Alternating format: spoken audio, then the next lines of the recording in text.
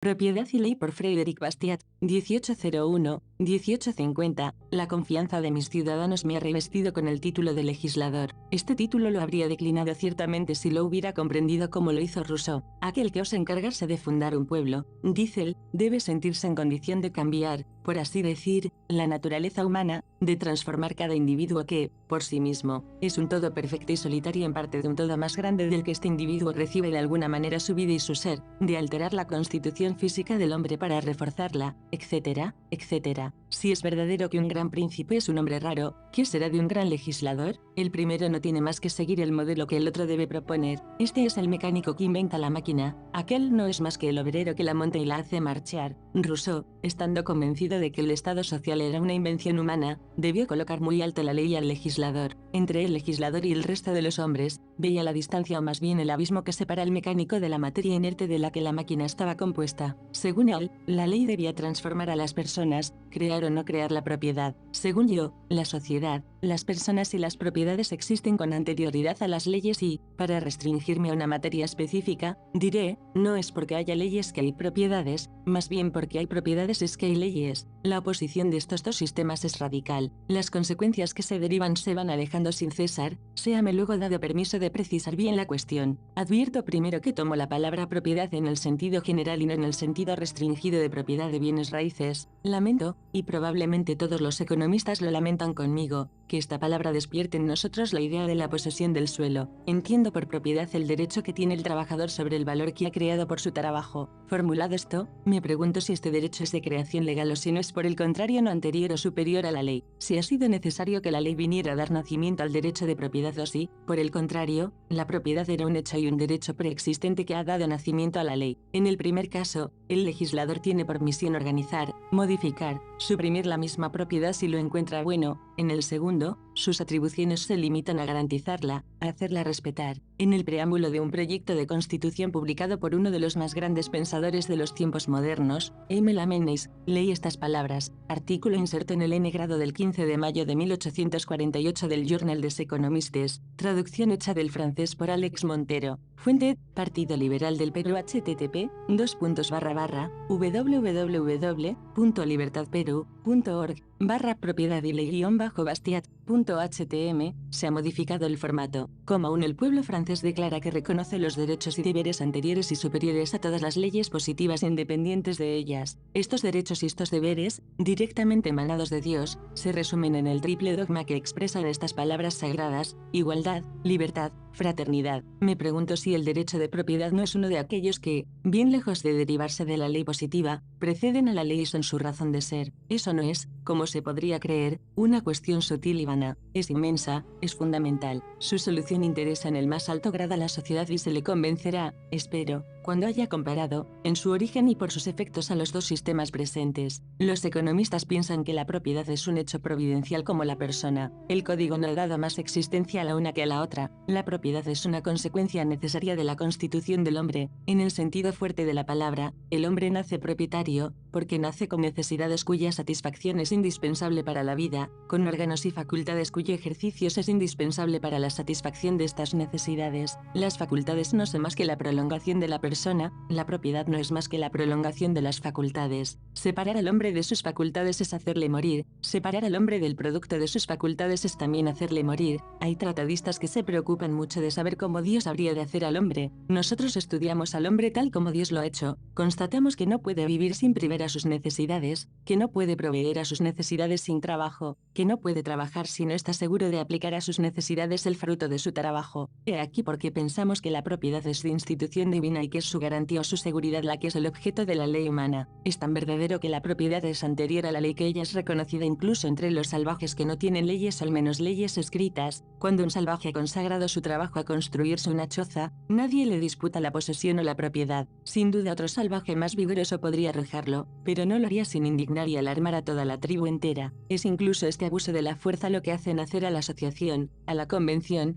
a la ley, que pone la fuerza pública al servicio de la propiedad. Luego la ley nace de la propiedad, bien lejos de que la propiedad haya nacido de la ley. Se puede decir que el principio de la propiedad es reconocido hasta por los animales. La golondrina cuida apaciblemente su joven familia en el nido que ha construido con sus esfuerzos. La planta misma vive y se desarrolla por asimilación, por apropiación. Se apropia de las sustancias, los gases, las sales que están a su alcance. Bastará interrumpir este fenómeno para hacerla secar y perecer. Del mismo modo, el hombre vive y se desarrolla por apropiación. La apropiación es un fenómeno natural, providencial, esencial a la vida, y la propiedad no es más que la desapropiación convertida en un derecho por el trabajo. Cuando el trabajo ha vuelto asimilables, apropiables las sustancias que no lo eran, no veo en verdad cómo se podría pretender que, por derecho, el fenómeno de la apropiación deba cumplirse en provecho de otro individuo que aquel que ha ejecutado el trabajo. Es en razón de estos hechos primordiales, consecuencias necesarias de la constitución misma del hombre, que la ley interviene. Como la aspiración hacia la vida y al desarrollo podría llevar al hombre fuerte a despojar al hombre débil y a violar así el derecho del trabajo, ha sido convenido que la fuerza de todos será consagrada a prevenir y reprimir la violencia. La misión de la ley es luego hacer respetar la propiedad. No es la propiedad lo que es convencional, sino la ley. Investiguemos ahora el origen del sistema opuesto. Todas nuestras constituciones pasadas proclaman que la propiedad es sagrada, lo que parece asignar como objetivo de la asociación común el libre desarrollo ya de las individualidades ya de las asociaciones particulares por medio del trabajo. Esto implica que la propiedad es un derecho anterior a la ley, puesto que la ley no tendría por objeto más que garantizar la propiedad. Pero me pregunto si esta declaración no ha sido introducida en nuestras constituciones, por así decirlo, instintivamente, a título de fraseología, de letra muerta, y si sobre todo subyace todas las convicciones sociales. Ahora bien, si es verdad, como se ha dicho, que la literatura es la expresión de la sociedad, está permitido concebir dudas a este respecto, puesto que jamás, por cierto, los tratadistas, luego de haber saludado respetuosamente el principio de la propiedad, han invocado tanto la intervención de la ley para hacer respetar la propiedad, sino para modificar, alterar, transformar, equilibrar, moderar y organizar la propiedad, el crédito y el trabajo. Ahora bien, esto supone que se atribuye a la ley, y por consiguiente al legislador, un poder absoluto sobre las personas y las propiedades. Podemos estar afligidos, pero no debemos estar sorprendidos. ¿De dónde extraemos nuestras ideas sobre estas materias y hasta la noción de derecho? De los libros latinos, del derecho romano. No he estudiado derecho, pero me resulta suficiente saber que esta es la fuente de nuestras teorías para afirmar que son falsas. Los romanos debieron considerar la propiedad como un hecho puramente convencional, como un producto, como una creación artificial de la ley escrita. Evidentemente no pudieron, así como lo hace la economía política, remontarse hasta la constitución misma del hombre y percibir la relación y el encadenamiento necesario que existe entre estos fenómenos, necesidades, facultades, trabajo, propiedad. Hubiera sido un contrasentido y un suicidio, como ellos, que vivían de la rapiña, de cuyas propiedades todas eran el fruto de la expoliación, que habían fundado sus medios de existencia sobre la labor de los esclavos, cómo hubieran podido, sin socavar los fundamentos de su sociedad, introducir en la legislación este pensamiento de que el verdadero título de la propiedad es el trabajo que la ha producido? No, no podían ni decirlo ni pensarlo, debieron haber recurrido a esta definición empírica de la propiedad,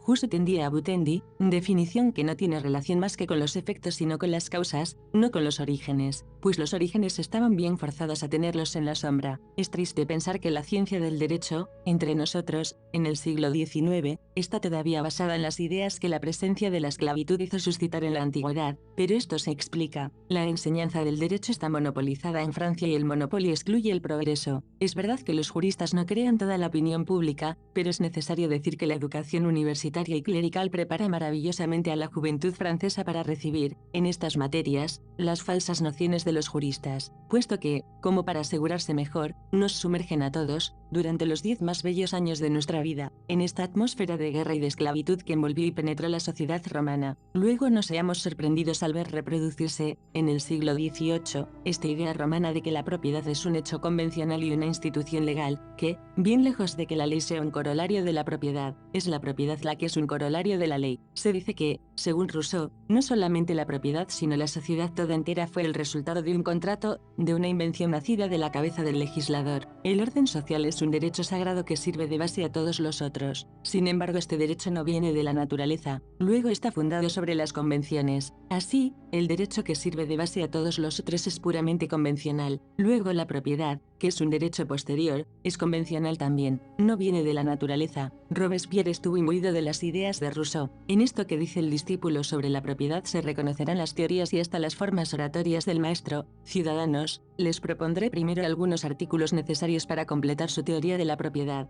que esta palabra no alarme a nadie. Almas de barro, que no estiman más que el oro, no quiere tocar sus tesoros, aunque impura sea su fuente. Por mí, quisiera más haber nacido en la cabaña de Fabricio que en el palacio de Lúculo, etcétera, etcétera. Haré observar aquí que, cuando se analiza la noción de propiedad, es irracional y peligroso hacer de esta palabra el sinónimo de opulencia y sobre todo de opulencia mal adquirida. La choza de Fabricio es una propiedad tanto como el palacio de Lúculo, pero se me permitido llamar la atención del lector sobre la frase siguiente, que encierra todo el sistema, definiendo la libertad, esta primera necesidad del hombre, el más sagrado de los derechos que recibe de la naturaleza. Hemos dicho, con razón, que tiene por límite el derecho del otro. ¿Por qué no han aplicado ustedes este principio a la propiedad, que es una institución social, como si las leyes eternas de la naturaleza fueran menos inviolables que las convenciones de los hombres? Después de estos preámbulos, Robespierre establece los principios en estos términos. Art. Primero, la propiedad es el derecho que tiene cada ciudadano de disfrutar y de disponer de la porción de bienes que le está garantizada por la ley. Art. 2, el derecho de propiedad está limitado, como todos los otros, por la obligación de respetar los derechos de los otros cuatro. Así Robespierre coloca en oposición la libertad y la propiedad. Estos son dos derechos de origen diferente, uno viene de la naturaleza, el otro es institución social. El primero es natural, el segundo convencional. El límite uniforme que Robespierre pone a estos dos derechos hubiera debido, parece, inducirla a pensar que tienen la misma fuente, sea que se tratara de libertad o de propiedad. Respetar el derecho del otro no es destruir o alterar el derecho, es reconocerlo y confirmarlo. Esto es precisamente porque la propiedad es un derecho anterior a la ley, así como la libertad, que el uno y el otro no existen más que con la condición de respetar el derecho del otro, y la ley tiene por misión hacer respetar este límite, lo que es reconocer y mantener el principio mismo, sea lo que sea. Es cierto que Robespierre, a ejemplo de Rousseau, consideró la propiedad como una institución social, como una convención. No la ligó para nada con su verdadero título, que es el trabajo. Este es el bien, dijo, de disponer de la porción de bienes garantizados por la ley. No tengo necesidad aquí de recordar que a través de Rousseau y Robespierre la noción romana de la propiedad se ha transmitido a todas nuestras escuelas llamadas socialistas. Se sabe que el primer volumen de Louis Blanc sobre la revolución es un ditirambo al filósofo de Ginebra y al jefe de la convención. Así, esta idea de que el derecho de propiedad es de institución social, que es una invención del legislador, una creación de la ley, en otros términos, que es desconocida al hombre en el estado de naturaleza, esta idea, digo, ha sido transmitida de los romanos hasta nosotros a través de la enseñanza del derecho, los estudios clásicos, los tratadistas del siglo XVIII, los revolucionarios del 93 y los modernos organizadores. Pasemos ahora a las consecuencias de los dos sistemas que he puesto en oposición y comencemos por el sistema jurista. La primera es abrir un campo sin límite a la imaginación de los utopistas. Esto es evidente. Una vez que se pone como principio que la propiedad tiene su existencia por la ley, hay tantos modos posibles de organización del trabajo como hay de leyes posibles en la cabeza de los soñadores. Una vez que se pone como principio que el legislador está encargado de arreglar, combinar y modelar a su agrado las personas y las propiedades, no hay límites a los modos imaginables según los cuales las personas y las propiedades podrían ser arregladas, combinadas y moldeadas. En este momento hay ciertamente en circulación, en París, más de 500 proyectos de organización del trabajo, sin contar un número igual de proyectos sobre la organización de crédito. Sin duda estos planes son contradictorios entre ellos, pero todos tienen en común que reposan sobre este pensamiento. La ley ha creado el derecho de propiedad. El legislador dispone como dueño absoluto de los trabajadores y de los frutos del trabajo. Entre estos proyectos, aquellos que han atraído más la atención pública son los de Fourier, Saint-Simon, Owen, Cabet y Louis Blanc. Pero sería locura creer que no hay más que 5 modos posibles de organización. El número es ilimitado. Cada mañana puede hacerse aparecer uno nuevo, más seductor que el viejo, y dejo a la imaginación lo que sucedería a la humanidad si, en caso de que una de estas invenciones le fuera impuesta, se revelara de repente otra más especiosa. Sería reducida a la alternativa o de cambiar todas las mañanas su 5 modo de existencia o de perseverar por siempre en una vía reconocida como falsa, porque ha sido una vez asumida. Una segunda consecuencia es excitar en todos los soñadores la sed de poder. Imagino una organización del trabajo, exponer mi sistema y esperar a que los hombres lo adopten si es bueno, sería suponer que el principio de acción está en ellos, pero en el sistema que examino, el principio de acción reside en el legislador. El legislador, como dice Rousseau, debe sentirse con fuerza para transformar la naturaleza humana. Luego, esto a que debo aspirar es convertirme en legislador a fin de imponer el orden social de mi invención. Más aún, es claro que los sistemas que tienen por base esta idea de que el derecho de propiedad es de institución social conducen todos al privilegio más concentrado al comunismo más integral, según las malas o las buenas intenciones del inventor. Si tiene designios siniestros, se servirá de la ley para enriquecer a algunos a expensas de todos. Si obedece a los sentimientos filantrópicos, querrá igualar el bienestar y, para esto, pensará en estipular en favor de cada uno una participación legal y uniforme de los productos creados. Resta por saber si, sobre esta base, la creación de productos es posible. A este respecto, Luxemburgo nos ha presentado recientemente un espectáculo muy extraordinario. No se ha oído, en pleno siglo XIX, algunos años después de la Revolución de Febrero, hecha en nombre de la libertad, a un hombre mayor que un ministro, a un miembro del gobierno provisional, a un funcionario revestido de una autoridad revolucionaria ilimitada, pedir fríamente si, en la repartición de salarios era bueno tener consideración la fuerza, el talento, la actividad, la capacidad del obrero, es decir, a la riqueza producida, o bien si, no teniendo en cuenta alguna de estas virtudes personales ni su efecto útil, no valdría más dar a todos en lo sucesivo una remuneración uniforme, y, cosa que sobrepasa toda credibilidad, este hombre ha proclamado que prefería la uniformidad de las ganancias, cualquiera que fuera el trabajo ofrecido en venta, y ha decidido así, en su sabiduría, que aunque dos sean dos por naturaleza, no serían más que uno por la ley. He aquí donde se llega cuando se parte de este punto de que la ley es más fuerte que la naturaleza. El auditorio, a lo que parece, ha comprendido que la constitución misma del hombre se revela contra una tal arbitrariedad, que jamás se haría que un metro de paño tuviera derecho a la misma remuneración que 2 metros, que si fuera así, la competencia que se quisiera anular sería reemplazada por otra competencia 1000 veces más funesta, que cada uno le haría a quien trabajase menos, a quien desplegaría la menor actividad, puesto que también, por ley, la recompensa estaría siempre garantizada y sería igual para todos. Pero el ciudadano blanco había previsto la objeción y, para prevenir estos dolce far niente, hay, tan natural al hombre, cuando el trabajo no es remunerado, ha imaginado hacer erigir en cada comuna un poste en donde serían inscritos los nombres de los perezosos, pero no ha dicho si habría inquisidores para descubrir el pecado de pereza, tribunales para juzgarlo y gendarmes para ejecutar la sentencia. Es de destacar que los utopistas no se preocupan jamás de la inmensa máquina gubernamental que solo podría poner en movimiento su mecánica legal. Como los delegados de Luxemburgo se mostraron un poco incrédulos, se ha manifestado el ciudadano Vidal, secretario del ciudadano Blanc, quien ha completado el pensamiento del 6 maestro. A ejemplo de Rousseau, el ciudadano Vidal no se propone nada menos que cambiar la naturaleza del hombre y de las leyes de la providencia. Ha placido a la providencia colocar en el individuo las necesidades y sus consecuencias, las facultades y sus consecuencias, creando así el interés personal, dicho de otro modo, el instinto de la conservación de amor al desarrollo como el gran resorte de la humanidad. M. Vidal va a cambiar todo esto. Ha observado la obra de Dios y ha visto que no era buena. En consecuencia, partiendo del principio de que la ley y el legislador pueden todo, va a suprimir, por decreto, el interés personal. Lo ha sustituido por el código de honor. No es más por vivir, hacer vivir y criar a la familia que los hombres trabajan, sino para obedecer el código de honor, para evitar el fatal poste, como si este nuevo móvil no fuera todavía un interés personal de otra especie. M. Vidal cita sin cesar que el código de honor ha hecho las armadas. Pero, es necesario decir, si se quiere enrolar a los trabajadores, que se nos diga luego si el código militar, con sus 30 casos de pena de muerte, se convertiría en el código de los obreros. Un efecto más impresionante todavía del principio funesto que aquí me esfuerzo en combatir es la incertidumbre que tiene siempre suspendida, como la espada de Damocles, sobre el trabajo, el capital, el comercio y la industria, y esto es tan grave que oso reclamar toda la atención del lector. En un país como los Estados Unidos, donde se coloca el derecho de propiedad por encima de la ley, donde la fuerza pública no tiene otra misión que hacer respetar este derecho natural, cada uno puede con toda confianza consagrar a la producción su capital y sus brazos. No hay temor de que sus planes y cálculos sean de un instante a otro trastornados por el poder legislativo. Pero cuando, por el contrario, se pone por principio que no es el trabajo sino la ley quien es el fundamento de la propiedad, se admite a todos los hacedores de utopías sin poner sus esquemas de una manera general y por la autoridad de los decretos, sin ver que se vuelve contra el progreso industrial todo lo que la naturaleza ha puesto de previsión y de prudencia en el corazón del hombre. ¿Cuál sería en este momento el atrevido especulador que osaría montar una fábrica o entregarse a una empresa? Ayer se decretó que no sería permitido trabajar más que durante un número de horas determinado. Hoy se decretó que el salario de tal género de trabajo será fijado.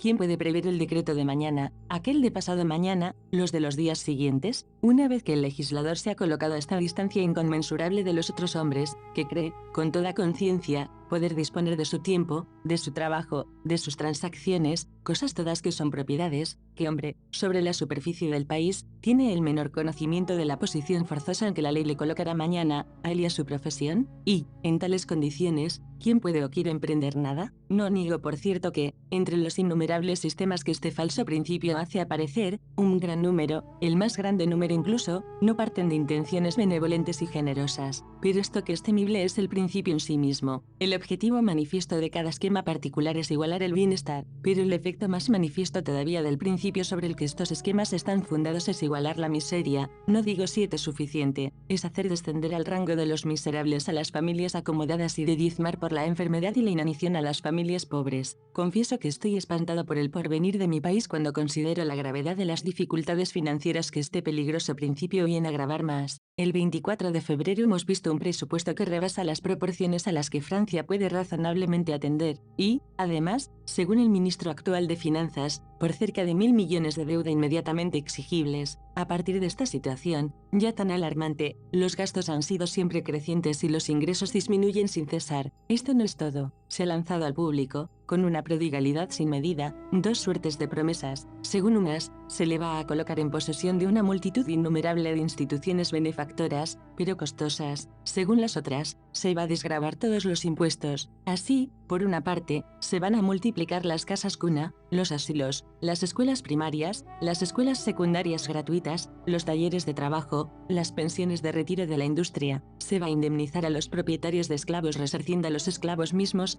El Estado va a fundar instituciones de crédito, prestar a los trabajadores los instrumentos de trabajo, duplicar la armada, reorganizar la marina, etcétera, etcétera. Y por otra parte, suprimirá el impuesto de la sal, la concesión y todas las contribuciones más impopulares. Ciertamente, cualquier idea que se haga de los recursos de Francia, se admitirá al menos que es necesario que estos recursos se desarrollen para hacer frente a esta doble empresa tan gigantesca y, en apariencia, tan contradictoria. Pero he aquí que en medio de este movimiento extraordinario y que se podría considerar por encima de las fuerzas humanas, al mismo tiempo que todas las energías del país estarían dirigidas hacia el trabajo productivo, un grito se eleva: el derecho de propiedad es una creación de la ley. En consecuencia, el legislador puede hacer a cada instante, y según las teorías sistemáticas de las que está imbuido, decretos que trastornen los cálculos de la industria. El trabajador no es propietario de una cosa o de un valor porque lo haya creado por el trabajo, sino porque la ley de hoy se lo garantiza. La ley de mañana puede retirar esta garantía y entonces la propiedad no sería legítima. Pregunto a qué se debe llegar: a que el capital y el trabajo se espantan, a que no pueden contar con el porvenir. El capital, bajo el impacto de tal doctrina, se ocultará, desertará, se aniquilará. ¿Y qué sucederá entonces a los obreros, estos obreros por los que ustedes profesan un afecto tan vivo, tan sincero, pero tan poco ilustrado? ¿Serían mejor nutridos cuando la producción agrícola sea detenida? ¿Serán mejor vestidos cuando nadie osa fundar una fábrica? ¿Estarán más ocupados cuando los capitales hayan desaparecido? ¿Y el impuesto, de dónde lo tomarán ustedes? ¿Y las finanzas, cómo se restablecerán? ¿Cómo pagarán ustedes la armada? ¿Cómo pagarán las deudas? ¿Con qué plata prestarán los instrumentos de trabajo? ¿Con qué recursos sostendrán las instituciones caritativas, tan fáciles de decretar? Me apresuro a abandonar estas tristes consideraciones. Me resta examinar en sus consecuencias el principio opuesto a aquel que prevalece hoy, el principio economista, el principio que hace remontar al trabajo y no a la ley el derecho de propiedad, el principio que dice: la propiedad existe antes que la ley no tiene por misión más que hacer respetar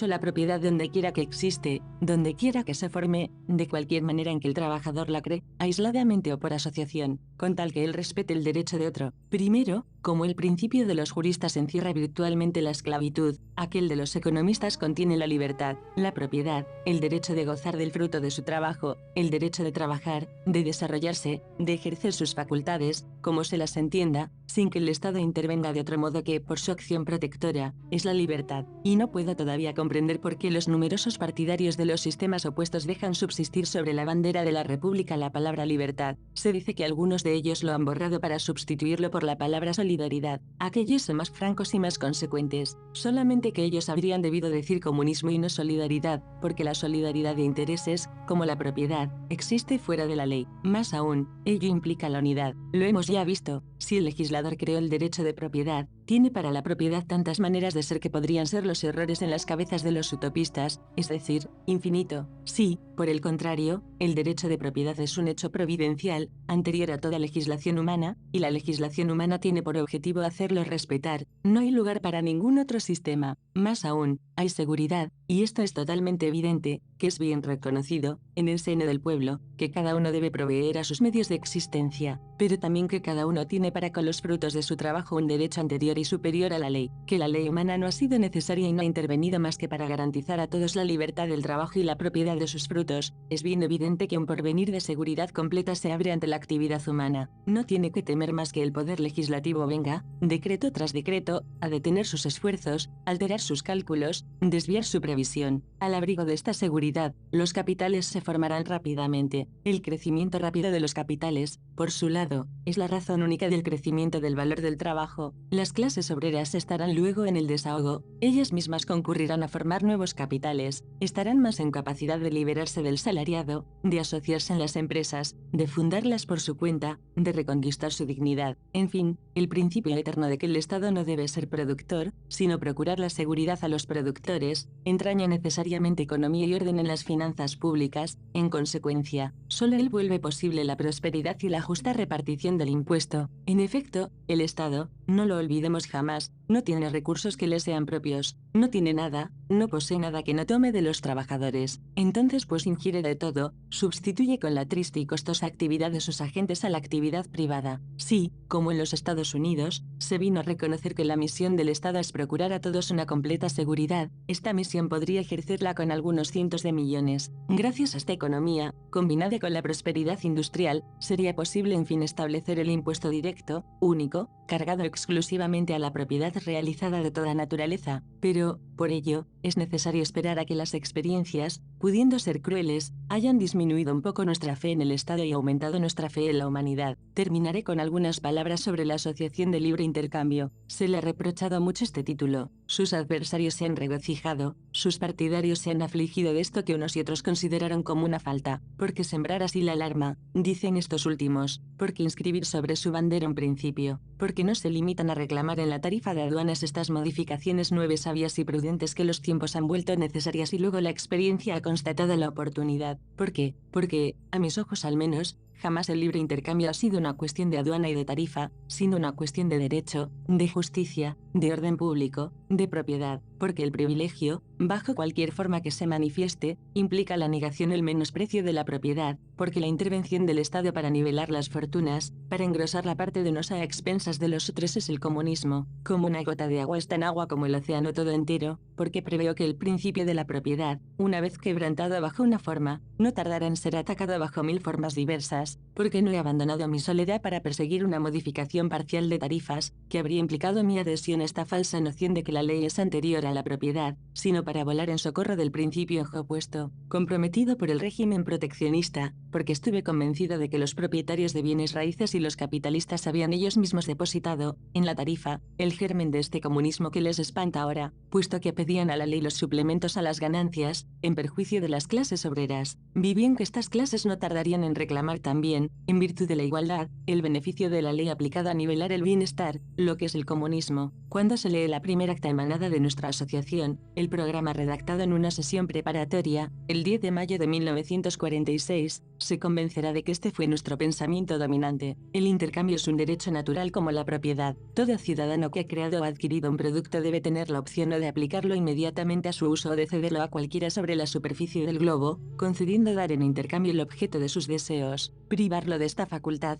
cuando no ha hecho ningún uso contrario al orden público y a las buenas costumbres y únicamente para satisfacer la conveniencia de otro ciudadano es legitimar una expoliación, es quebrantar la ley de justicia. Más aún, es violar las condiciones del orden, pues ¿qué orden puede existir en el seno de una sociedad donde cada industria, ayudada en ello por la ley y la fuerza pública, busca su éxito en la opresión de todos los otros? Colocamos la cuestión de las tarifas tan abajo que añadimos, los suscritos no impugnamos a la sociedad propiedad del derecho a establecer, sobre las mercaderías que pasan la frontera, impuestos destinados a los gastos comunes, con tal que estén determinados por las necesidades del Tesoro, pero tan pronto como el impuesto pierda su carácter fiscal, tenga por objetivo rechazar el producto extranjero, en detrimento del fisco mismo, a fin de elevar artificialmente el precio del producto nacional similar y de exigir tributo a la comunidad en provecho de una clase. En este momento la protección, o mejor dicho la expoliación, se manifiesta, y este es el principio que la asociación aspira a arruinar en los espíritus y a borrar completamente de nuestras leyes. Ciertamente, si no hubiéramos perseguido más que una modificación inmediata de las tarifas, si hubiéramos sido, como se ha pretendido, los agentes de algunos intereses comerciales, nos hubiéramos guardado de inscribir sobre nuestra bandera una palabra que implica un principio. ¿Se cree que no he presentido los obstáculos que nos suscitaría esta declaración de guerra a la injusticia? No sabía yo muy bien que andando con rodeos, ocultando el objetivo, encubriendo la mitad de nuestro pensamiento, llegaríamos antes a tal o tal conquista parcial.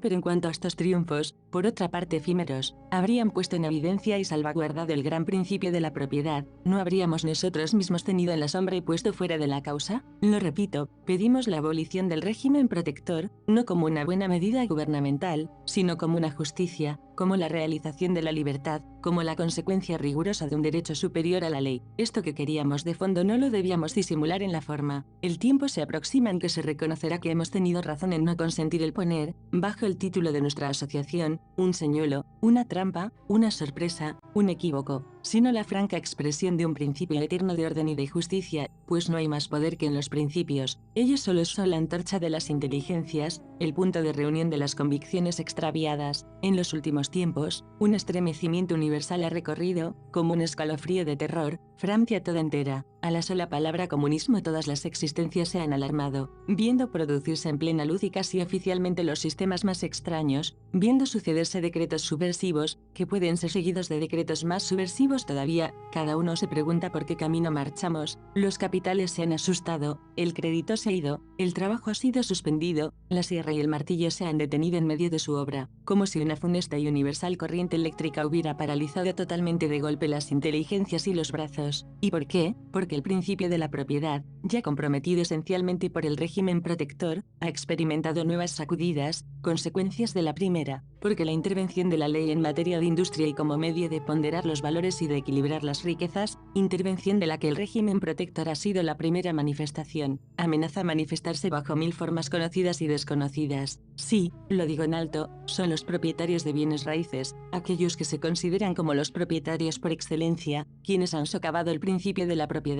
puesto que han apelado a la ley para dar a sus tierras y a sus productos un valor facticio. Son los capitalistas quienes han sugerido la idea del nivelamiento de las fortunas por la ley. El proteccionismo es el precursor del comunismo, digo aún más, ha sido su primera manifestación, porque, ¿qué demandan hoy las clases sufrientes? No demandan otra cosa que lo que han demandado y obtenido los capitalistas y los propietarios de bienes raíces. Ellos demandan la intervención de la ley para equilibrar, ponderar, igualar la riqueza. Lo que se hizo por medio de la aduana, quieren se haga por otras instituciones, pero el principio es siempre el mismo, tomar legislativamente de los unos para darle a los otros, y por cierto, puesto que son ustedes, propietarios y capitalistas, quienes han hecho admitir este funesto principio, no exclamen luego si los más desdichados que ustedes les reclaman el beneficio, tienen al menos un título que ustedes no tenían, pero se abren los ojos finalmente, se ve hacia aquel abismo que pusimos con este primer ataque dada las condiciones esenciales de toda seguridad social. No es una terrible lección, una prueba sensible de este encadenamiento de causas y de efectos, por el que apareció a la larga la justicia de la retribución providencial, que deber hoy a los ricos espantarse de la invasión de una falsa doctrina, de la que ellos mismos han puesto las bases inicuas y de las que ellos creían hacer volver tranquilamente las consecuencias en su propio provecho? Sí, prohibicionistas, ustedes han sido los promotores del comunismo. Sí, propietarios, ustedes han destruido en los espíritus la verdadera noción de la propiedad. En esta noción es la economía política quien la da y ustedes han proscrito la economía política porque, en nombre del derecho de propiedad, ella combatió sus injustos privilegios, y cuando ha nacido el poder, ¿cuál ha sido también el primer pensamiento de estas escuelas modernas que les espantan? Es suprimir la economía política, pues la ciencia económica es una protesta perpetua contra esta nivelación legal que ustedes han buscado y que otros buscan hoy a su ejemplo. Ustedes han demandado a la ley otra cosa y más de lo que es necesario demandar a la ley, otra cosa y más de lo que la ley puede dar, Ustedes le han demandado, no la seguridad, este hubiera sido su derecho, sino la plusvalía de lo que le pertenece, lo que no podía ser acordado sin atentar contra los derechos de otro. Y ahora, la locura de sus pretensiones se ha convertido en la locura universal, y si ustedes quieren conjurar la tormenta que amenaza engullirlos, no resta más que un recurso. Reconozcan su error,